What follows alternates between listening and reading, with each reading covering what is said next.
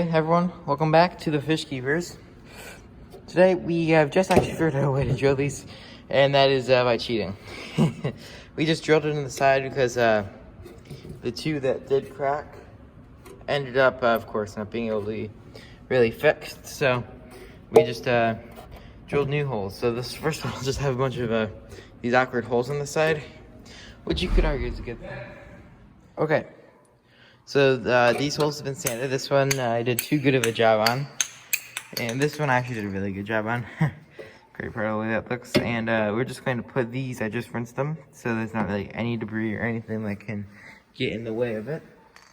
And we're going to have these edges going inside the containers.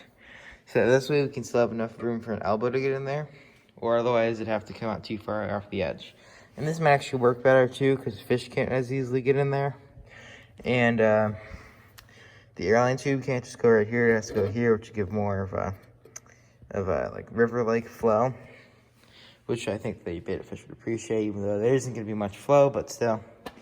And this also makes it a little bit less easy for the fish to jump out, but there will be a lid on top. So that is pretty cool. We are actually, now that we have built these, considering that once we completely refine the system, then we will actually sell instructions to make them, and or just a full kit, like just everything already pre-drilled, pre-built. All you have to do is like IKEA furniture it. We thought that'd be a pretty cool thing to sell on the website, but anyways. So because these two things are ready to go, I'll just put on the gaskets, and we'll just get some water flowing. Let's see how these two look in the on the left container is about to reach the overflow point, and there will be lids on this. We don't have to really worry much about them jumping out.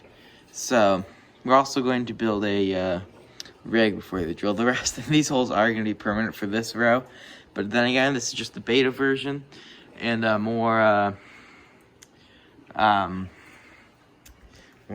rows, which will be better drilled and such, will be on higher levels. And there we go. We're overflowing.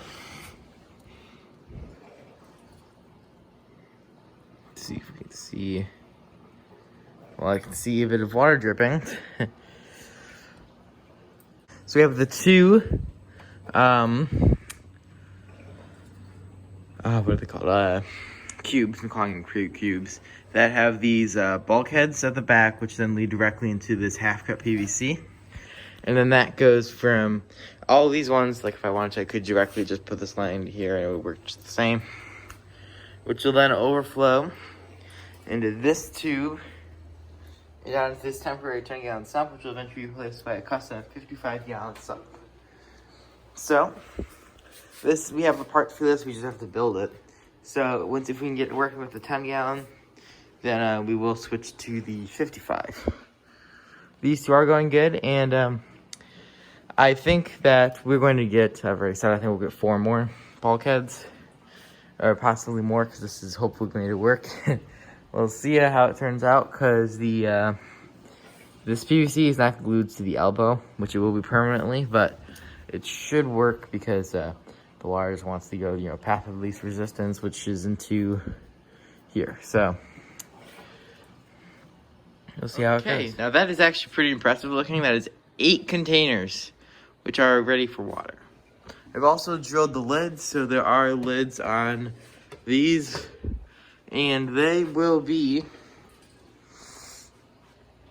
So we'll have lids on all these containers, right, which they currently are, and there's these little holes which the airline tubing goes into, so it always goes in the same spot, which makes it so that all the lids are universal and all the spots are universal, which are both great, of course. So we can have this container far down the line, and it'll still work just the same. Also, these are ready for water, so all we have to do is just turn it on. So that's what I'll be. Now with all these containers in, our sump's actually at the right level. So it's actually at the level it's designed to be at. So it goes from here up to the cubes. And we have enough water now to be able to put stuff in here. It could be a future problem, but hopefully just with this one. But this one's actually leaking from here. I thought it would be leaking from, like, you know, anywhere else. Well, I was hoping more or less, but it is leaking from right there.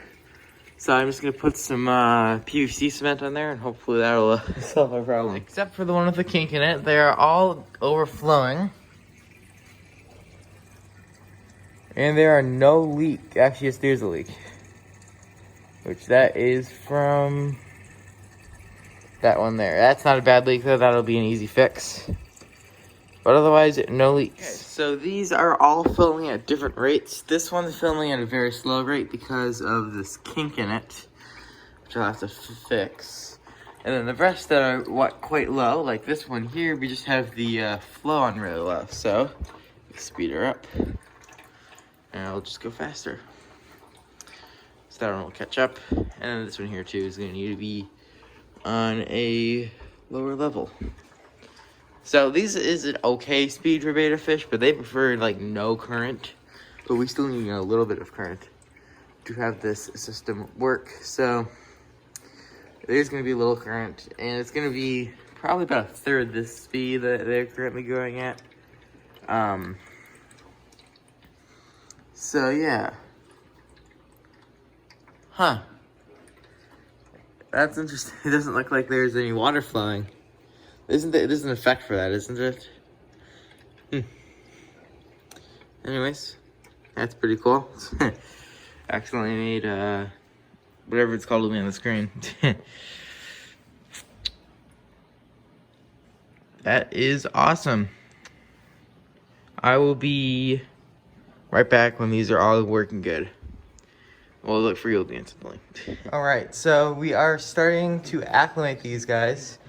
Which is another benefit of having these airline tubing and valves. We can get them nice and slow and get them a nice, slow, and even acclimation. So we're currently acclimating 5 betta fish, and they will definitely be, it'll take its time, but it will get up to here, and it will be ready for more fish. Okay, I have no idea how likely this is to happen, but our 2 koi betta fish, which I guess this is just going to be part of the last Betta Barracks episode. As like, I don't know, cliffhanger you'll see, I guess. Anyways, these 2 betta fish, the male koi and the female koi, are both inside of the section of the sump. So good to know that we need to put some kind of mesh over these holes so they're gonna fall in. But here's the thing. They've already completed their courtship, and the male's built a bubble nest, which means he was probably in there first. So here's the plan. We're gonna take out the male, put him in here. This is the male. He'll be in here for an hour, then we'll come back. You have the female, put her in here for an hour. And because they've already completed courtship, they should be okay to be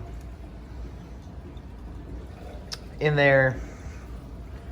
I could also put them both in there at the same time, but I guess we will see what happens. So do tune in next time to see what does happen with this. And we're going to be breeding betta fish, I guess, already. So I'll see you guys in the next video. Thank you so much for watching. Actually, you probably do want to see the way these betta fish are. This female is really, really nice. This male is really nice too. And then this is just a little. Let's see if I can. Oh, I thought he would be hiding, but nope. This is our little blue wild. So we also have 8 more containers. Anyways, this is a good place to end the video. So thank you guys so much for watching it.